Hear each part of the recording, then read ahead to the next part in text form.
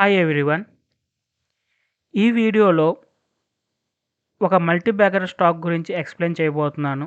చివరి వరకు వినండి. అండ్ మీరు గనక ఇప్పటి వరకు మన ఛానల్ని సబ్స్క్రైబ్ చేయకపోతే సబ్స్క్రైబ్ చేయండి, లైక్ చేయండి. మనం ముందు ముందు ఇంట్రాడే స్టాక్స్ కానీ షార్ట్ టర్మ్ స్టాక్స్ కానీ లేదా మల్టీబ్యాగర్ స్టాక్స్ కానీ మరిన్ని డిస్కస్ చేద్దాం. So please subscribe and click on the bell icon to get the latest updates. So ఇంకా స్టాక్లోకి వెళ్దామండి. ఇప్పుడు ఈ స్టాక్ అనేది మెయిన్గా డిఫరెంట్ సెక్టర్స్లో వర్క్ అవుతుందండి. ఈ స్టాక్ యొక్క ప్రొడక్ట్స్ కమర్షియల్ సెక్టర్ కానీ, రెసిడెన్స్ సెక్టర్ కానీ, హాస్పిటల్స్లలో కానీ ఇలా డిఫరెంట్ సెక్టర్స్లో యూస్ చేస్తూ ఉంటారు. సో ఈ స్టాక్ మెయిన్గా ఏం చేస్తుందంటే lamination items and decorative items చేస్తుందండి. సో మనం చూడొచ్చు ఇక్కడ డిఫరెంట్ టైప్స్ ఆఫ్ ప్రొడక్ట్స్ ఈ మ్యానుఫ్యాక్చర్ చేసేది. ఇది మన ఇంటిని కానీ, ఆఫీస్‌ని కానీ, హాస్పిటల్‌ని కానీ ఇలా డిఫరెంట్ కమర్షియల్ బిల్డింగ్స్ కానివ్వండి, సో అట్రాక్టివ్‌గా తయారు చేయడానికి యూజ్ చేసే ప్రొడక్ట్స్ ఇచ్చేస్తుందండి. రెస్టారెంట్స్ అయినా, ఏవైనా. అట్ ద సేమ్ టైమ్ దీనికి బిజినెస్ ఏ ఏ సెగ్మెంట్‌లలో కూడా ఉందో చూద్దామండి. ఇది హెల్త్ కేర్‌లో ఉంది, హాస్పిటాలిటీలో ఉంది, కమర్షియల్ సెగ్మెంట్‌లో ఉంది, ఎడ్యుకేషన్‌లో ఉంది. సో హాస్పిటాలిటీ చూస్తే ఒక హోటల్స్ కానీ ఇలాంటివి మనం చూస్తే ఇది చూడండి ఎంత అట్రాక్టివ్గా ఉందో. దీనికి కావాల్సిన లామినేషన్ కానీ అన్నీ కూడా గ్రీన్ ల్యామ్ అనే కంపెనీయే ప్రిపేర్ చేస్తుంది. ఇది చూడొచ్చు gives primarily importance to the external look and feel that gives a unique character.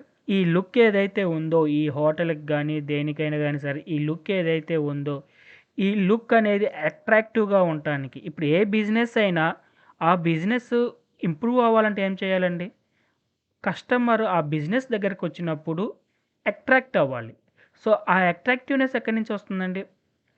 Either inner side కానీ, అవుట్ సైడ్ కానీ, ఎక్స్టర్నల్గా కానీ, ఇంటర్నల్గా కానీ, ఆ బిల్డింగ్ కానీ ఏదైనా చూడగానే ఫస్ట్ ఒక లుక్ అనేది ఉండాలి. ఆ లుక్ రావటం మీద వీళ్ళు వర్క్ చేస్తారండి. అందువల్ల వీళ్ళు ప్రతి సెక్టర్లో కూడా ఉంటారు. సో వీళ్ళు చేసిన ఒక ప్రాజెక్ట్ మీరు ఇక్కడ చూడవచ్చు. ఒక హోటల్ ఎక్స్టీరియర్ ఎలా ఉంది అనేది. సో వీళ్ళు ఇటువంటి టైప్ ఆఫ్ ప్రొడక్ట్స్ చేస్తూ ఉంటారండి. సో ఇక్కడ మామూలుగా వాష్రూమ్స్ దగ్గర నుంచి ఇప్పుడు వాష్రూమ్స్ దగ్గర నుంచి అవుట్ సైడ్ కానీ, ఇంటర్నల్ కానీ, రిసెప్షన్ కానీ, లాండ్రీ క్యాబిన్స్ కానీ, మీటింగ్ రూమ్స్ కానీ, సో ఎవ్రీథింగ్ ఎంత డెకరేటివ్గా చేస్తే ఎంత అట్రాక్టివ్గా ఉంటుంది అనేది వాళ్ళకి ఇంపార్టెంట్ అండి. సో ఇలా ప్రతి ఫీల్డ్లో కమర్షియల్ కానీ, హోమ్ కానీ ప్రతి దాంట్లో కూడా వీళ్ళు ఇన్వాల్వ్ అయి ఉన్నారు. ఇప్పుడు ఒక ఎడ్యుకేషన్ దాంట్లోకి వెళ్ళి మనం చూస్తే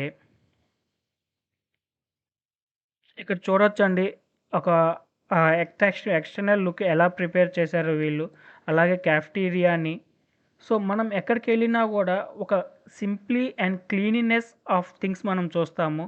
సో ఇక్కడ మనకి ఇవన్నీ కూడా ఒక రెస్టారెంట్ ఉంది అంటే ఆ రెస్టారెంట్ని ఎలా డిజైన్ చేయాలి, ఒక కస్టమర్ వచ్చినప్పుడు రెస్టారెంట్ ఫీల్ అండ్ గుడ్ ఎలా ఫీల్ అవ్వాలి, దాని డెకరేషన్ ఎలా ఉండాలి, ఈ టైప్ ఆఫ్ థింగ్స్ అన్నీ కూడా గ్రీన్ ల్యామ్ చేస్తుందండి. ఈ టైప్ ఆఫ్ ప్రొడక్ట్స్ అన్నిటిని కూడా గ్రీన్ ల్యామ్ చేసి వేరియస్ కమర్షియల్గా అయితేనేమి, రెసిడెన్స్ అయితేనేమి, బిజినెస్ అయితేనేమి, సో ఇలా డిఫరెంట్ సెక్టర్స్లో కూడా ఇది ప్రొడక్ట్స్ని సప్లై చేస్తుంది. సో ఇప్పుడు ఏ బిజినెస్ చేసినా కూడా నేను వెళ్ళి ఒక బిజినెస్ స్టార్ట్ చేయాలి అనుకుంటే, ఒక ఆఫీస్ స్టార్ట్ చేయాలి అనుకుంటే ఆ ఆఫీస్లో నాకు వచ్చిన ఎంప్లాయీస్కి కానీ, వచ్చిన కస్టమర్స్కి కానీ ఫీల్ అండ్ గుడ్ ఉండాలండి. ఒకసారి ఇన్ అయ్యారు అంటే they should feel comfortable and attractiveness. So అలా చేయడానికి అవసరమయ్యే ప్రొడక్ట్స్ని లామినేషన్స్ కానివ్వండి, డెకరేటివ్ ఐటమ్స్ కానివ్వండి, అలా చేయడానికి అవసరమైన ప్రొడక్ట్స్నే ఈ గ్రీన్ ల్యామ్ కంపెనీ తయారు చేస్తుందండి. సో ఇది ఎవ్రీ సెక్టర్లో ఉంది. దీనికి మంచి స్కోప్ కూడా ఉంది ఫ్యూచర్లో. ఇప్పుడు ఈ గ్రీన్ ల్యామ్ ఫినాన్షియల్స్ ఒకసారి చూద్దామండి. ఆల్మోస్ట్ డెబ్ట్ టు ఈక్విటీ అనేది 0.4 ఉంది. సో దీనికి అసెట్స్ అనేది 1254 crores ఉంటే డెప్త్ అనేది ఓన్లీ 243 crores ఉంది. మార్కెట్ క్యాప్స్‌తో చూసుకుంటే ఇది ఇంకా తక్కువండి. ఇదొచ్చేసరికి manufacturing the laminates, decorative items and allied ప్రొడక్ట్స్‌లో ఇన్వాల్వ్ అయ్యి ఉందండి. సో, వీళ్ళు రీసెంట్‌గా లామినేషన్స్‌లో ఉన్నారు. రెవెన్యూ బాగుంది. వీళ్ళకి ఎక్స్‌పోర్ట్స్ గూడా ఉందండి. ఓన్లీ ఇండియాలోనే కాదు. వీళ్ళదొచ్చేసరికి రెవెన్యూ వచ్చేసరికి 49% ఇండియాలో ఉంటే 51% అనేది రెస్ట్ ఆఫ్ ద వరల్డ్ ఉందండి. అదే 2018తో కంపేర్ చేసుకుంటే ఇండియాలో ఎక్కువ ఉంది. బట్ వీళ్ళు ఇండియా కంటే కూడా ఫారెన్ కంట్రీస్‌లో ఎక్కువ కాన్సంట్రేషన్ చేస్తున్నారు 2018 నుంచి. సో, ఎప్పుడైతే వీళ్ళు ఫారెన్ కంట్రీస్‌లో కాన్సంట్రేషన్ స్టార్ట్ చేశారో వీళ్ళ ఆహ్, ప్రొడక్ట్స్ గూడా షేర్ ప్రైస్ గూడా బాగా ఇంప్రూవ్ అవ్వటం స్టార్ట్ అయిందండి.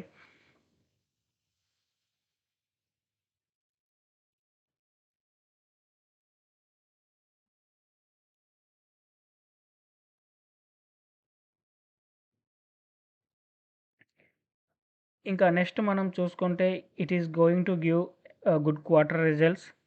అండ్ స్టాక్ అనేది 7.68 టైమ్స్ ఇట్స్ బుక్ వాల్యూ అన్నారు. మనం టాటా ఈఎల్ఎక్స్ఐ, కేపీఐటీ ఇవి చూసుకుంటే అవి ఇంకా ఎక్కువ ఉంటుందండి. సో, ఆ ట్రేడింగ్ అనేది 7.6 టైమ్స్ అంటే అది మనకి లాస్‌గా మనం ట్రీట్ చేయకూడదు. నెగెటివ్‌గా ట్రీట్ చేయకూడదు. ఒక స్టాక్ ఇంప్రూవ్ అవుతుంది. ఒక కంపెనీ మంచి రిజల్ట్స్ ఇస్తుంది అంటే అది ఎక్కువ బుక్ టైమ్స్ కంటే బుక్ వాల్యూ కంటే ఎక్కువ ఉండటం కామన్ అండి. సో, ఇప్పుడు మనం క్వార్టర్లీ రిజల్ట్స్ చూసుకుంటే, మనం ఇక్కడ కంటిన్యూస్‌గా 1 ఆర్ 2 క్వార్టర్స్ తీసేస్తే మనం కంటిన్యూస్‌గా గ్రోత్ చూడొచ్చండి. లాక్‌డౌన్ టైంలో కొంచెం ఇంపాక్ట్ పడింది. మనం జూన్ 2020, సెప్టెంబర్ 2020 చూస్తే లాక్‌డౌన్‌లు గాని, కరోనా వల్ల గాని ఇంపాక్ట్ పడింది. ఆ తర్వాత మళ్ళీ రికవరీ అయ్యి ఇప్పుడు ఆల్మోస్ట్ 450 ఎళ్ళిందండి. అండ్ అలాగే మనకి ప్రాఫిట్స్ గూడా మధ్యలో డౌన్ అయ్యాయి. ఇక్కడ ఏదైతే ఉందో మధ్యలో డౌన్ అయ్యాయి. డౌన్ అయ్యి మళ్ళీ మనకి రికవరీ స్టార్ట్ అవుతుందండి. డౌన్ అయ్యి మళ్ళీ మనకి రికవరీ అనేది స్టార్ట్ అవుతుంది. కంటిన్యూస్‌గా గ్రోత్ ఉంటుంది. బట్ ఆ డౌన్ అయిన ఇంపాక్ట్‌ని రికవర్ చేయడానికి కొంచెం టైం అనేది పడుతుందండి. మనకి ఇయర్లీ వైస్ అయితే ఇంకా క్లియర్‌గా ఉందండి. ఇయర్లీ వైస్ మీరు చూడొచ్చు 2015లో సేల్స్ అనేవి 926 ఉంటే ప్రెజెంట్ 2021కొచ్చేసరికి 1200 ఉన్నాయి. అలాగే ప్రైస్ గూడా ఆల్మోస్ట్ 93 నుంచి 174కి రీచ్ అయింది. అండ్ లాస్ట్ 12 మంత్స్‌లో చూసుకుంటే ఇప్పటి నుంచి లాస్ట్ 12 మంత్స్‌లో చూసుకుంటే ఇదనేది 204 ఉందండి ప్రాఫిట్. సో, ఇది కంటిన్యూస్‌గా ప్రాఫిట్స్ పరంగా గానీ, ఫినాన్షియల్స్ పరంగా గానీ కంటిన్యూస్‌గా ఇంప్రూవ్ అవుతూ వస్తుందండి. So, it is going to be the one of the next multibagger stock.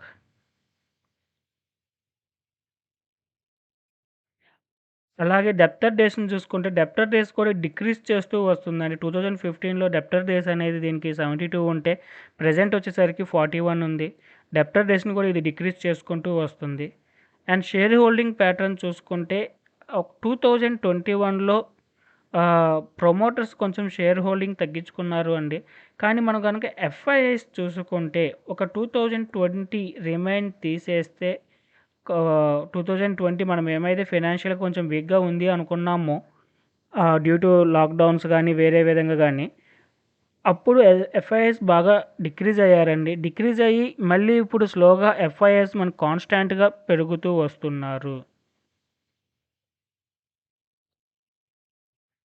And retail public అనేది మనకి ఎప్పుడూ గూడా పెరుగుతూనే ఉందండి. సో, ఫినాన్షియల్ గూడా ఇది పర్ఫెక్ట్‌గా ఉందండి. కాకపోతే ఆహ్, చార్ట్ పరంగా మనం చూస్తే కొంచెం రెసిస్టెన్స్ ఫేస్ చేస్తుంది ప్రెజెంట్.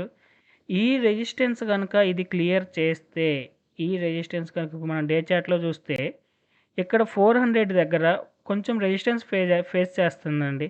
ఇది 400 అబోవ్ గనక స్టేబుల్ అయితే, బట్ మనం లాంగ్ టర్మ్ ప్రాస్పెక్టివ్ చూసేటప్పుడు చార్ట్ బేస్డ్‌గా మనం వెళ్ళకూడదు. బట్ ఇది గనక 400 అబోవ్ గనక స్టేబుల్ అయితే, you can go head and